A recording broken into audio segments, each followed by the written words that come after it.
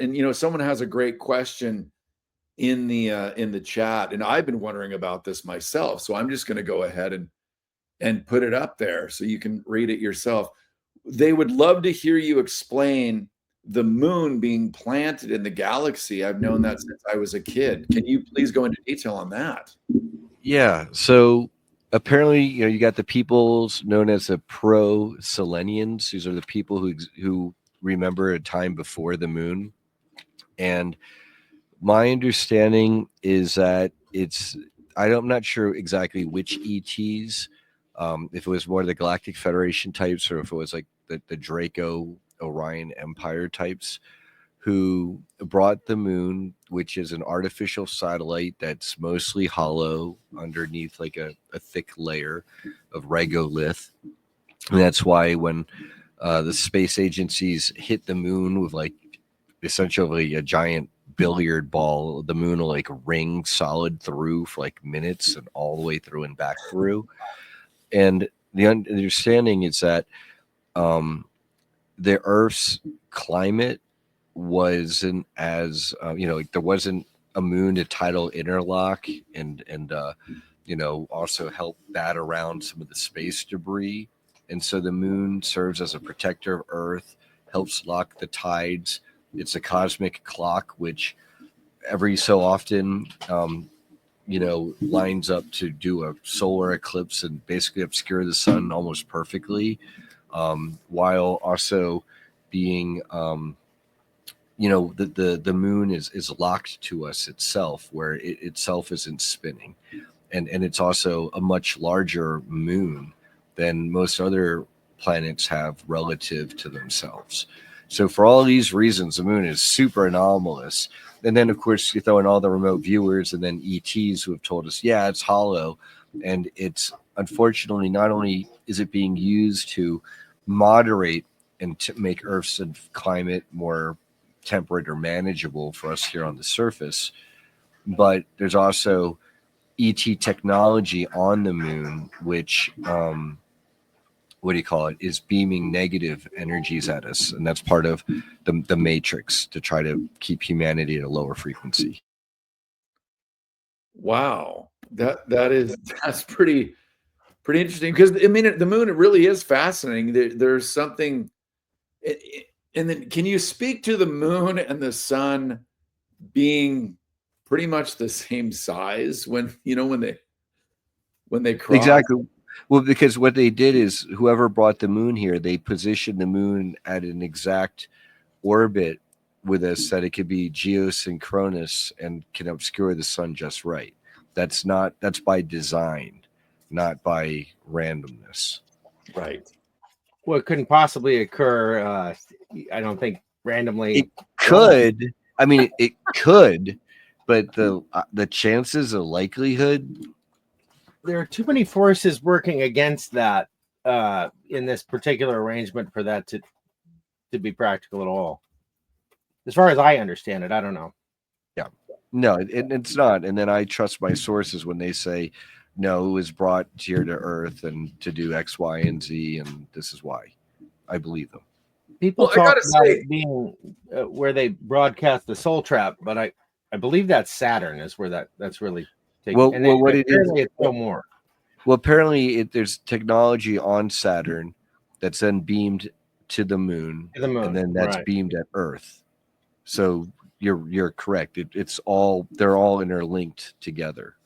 So because this is a negative. This is the draconian zeta negative technology to soul trap us and stuff. That's part of that whole system. Well, let's dig into that. Now, first of all, I got to say, I love the moon. It's a beautiful thing to look out at the sky and see the moon.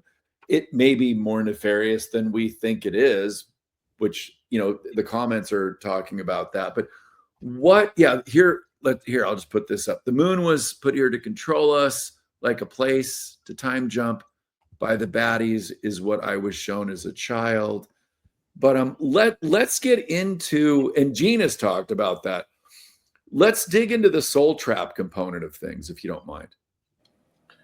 Yeah, so apparently the Earth is been kind of a repository for lots of souls, and we're all souls, who have displeased the Draconian Empire and the Zetas and all the nasties with the Orion group in one way or another over hundreds of thousands of years.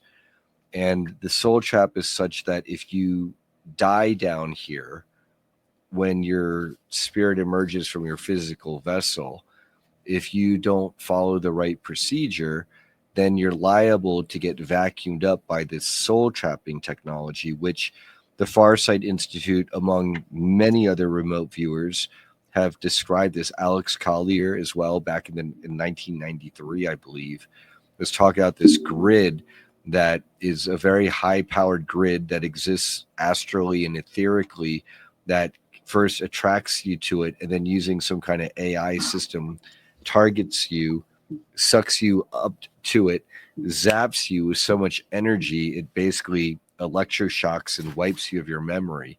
And then the AI can then help somehow make sure you reincarnate here.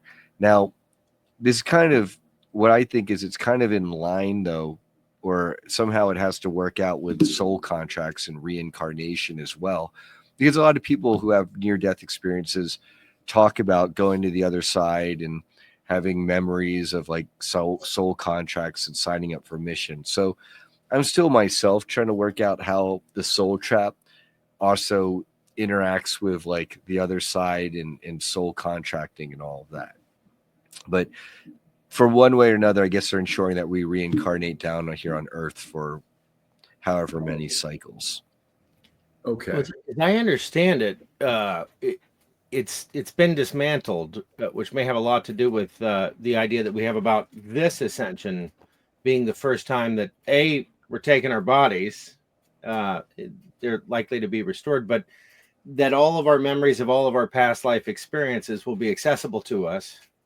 I mean, I got this on a hike years and years ago. It just came through in a big download, and that we, all of the skills you've ever acquired over all of your past lives, everything will be available to you.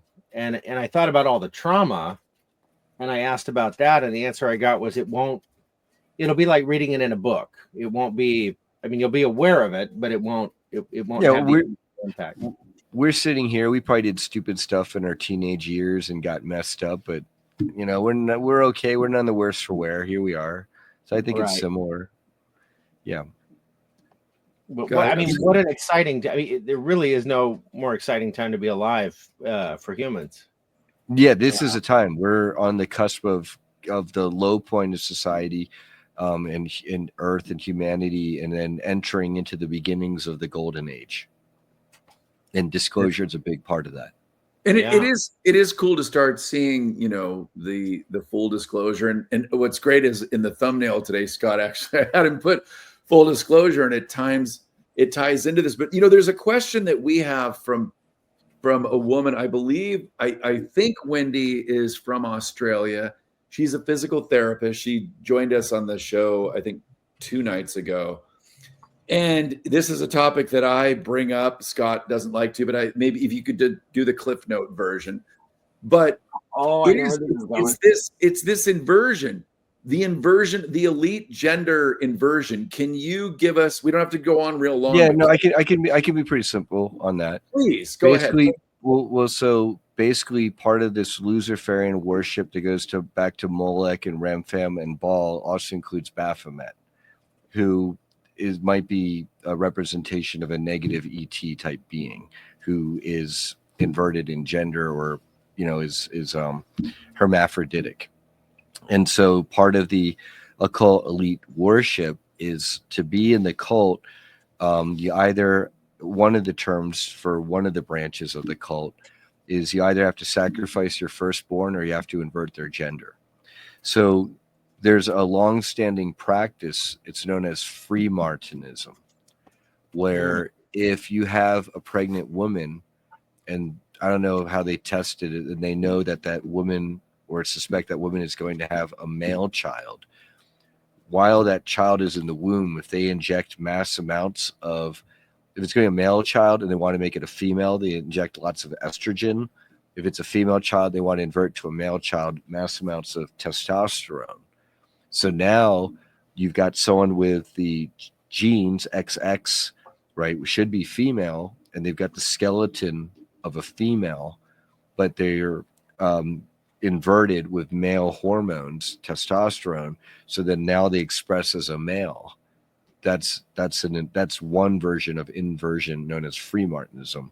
And then, of course, now with the plastic surgery and all that, you can take a Freemartin and then invert them technically back into their what would have been their original sex or gender.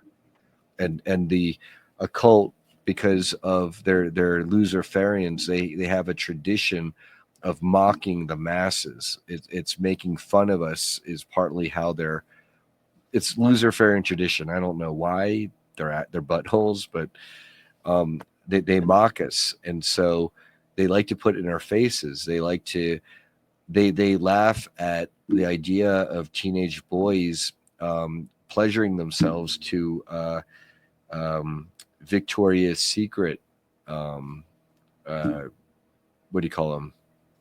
Model? Models, and their advertising trash that they mail out all over the place, and that's basically Baphomet worship.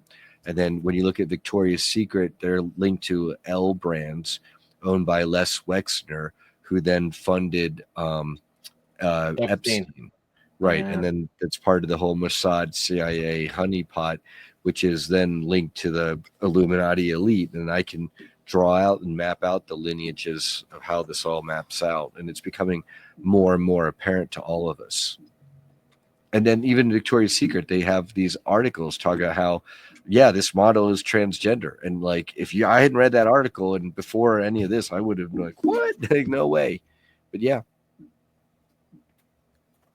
Well, so even they're admitting to it. Thank you for clearing that. I'm looking up and I'm looking this up and for some reason on the browser that I'm on, I can't see the replies that I had on X, but Nirvana's second album, there might have been, there's Bleach, never mind. And then In Utero.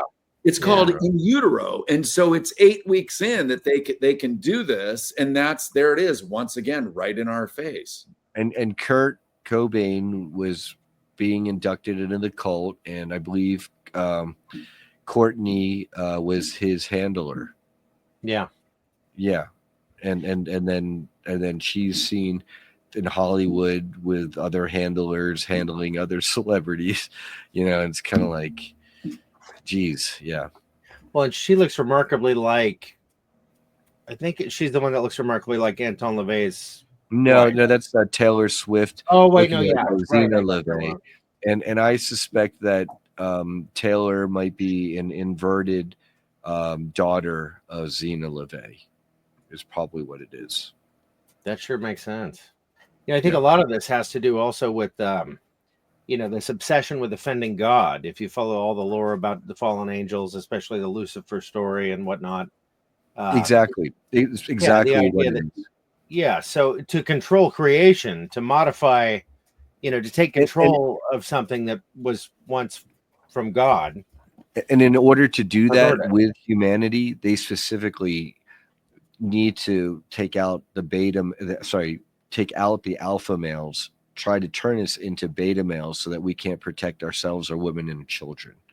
Right. And by confusing the male and female energy, that's the Luciferian inversion of God's creation. And it also puts humanity at a huge disadvantage and enables us to be enslaved if we're all soy boys. Yeah, and if you look closely at the Statue of Liberty, you're looking at a statue of Lucifer. And if you look at the ankles and the feet, you'll see the chains. Yeah, right. And that's the face of Lucifer. And the Frenchman who gave us the Statue of Liberty was, I believe he was a Freemason. Oh, yeah. So, guys, I did find it, and I'll read this. I'll read through this with the folks. Let me get to there it is. So, one of the Kabbalah secrets revealed. So the elite gender inversion happened in utero, the name of Nirvana's album, where at 8 weeks gestation, the Luciferian Satanists start inverting their children. One of the many sacrifices sacrifices. I'm not sure about that part, but anyway, one of the Kabbalah secrets, these people are transformed in utero by the 8th week of pregnancy. The genitalia have not been formed yet, so they inject the opposite hormone. A blood test will reveal if there's testosterone presence in the mother's blood into the womb. The result is that the external part of the body is formed according to the hormone being injected. So a boy will be born with the skeleton of a woman with a penis, but he'll have to take external testosterone for the rest of his life. Conversely, so there you go in a nutshell. What an odd life that would be. I mean, no wonder they're part of the club. And it's terrible. Yeah, and a lot of them are miserable, And then someone was saying, well, Brooke Shields, she's really ugly. Yeah, because when they're really young and they're feminized, it's one thing, but as they get older, I guess the skeletal structure reveals itself, and then that's where people are like, wow, I never realized that person looks really manly, and that's why, or sometimes right. And here we are, as many of us in the arts, we're looking up to, whether it's actors or musicians or what have you, thinking, wow, wouldn't it be cool to have that life? But they got to be miserable. I can't imagine the secrets that you have to keep, and then injecting the hormones. The women have to have these baby bumps because they can't bear children, because they have this. If you're born looking like a woman but you have the skeleton of a male, well, you can't give birth because a male skeleton doesn't allow for a baby to go through. Right. And the other way around, you're probably shooting blanks.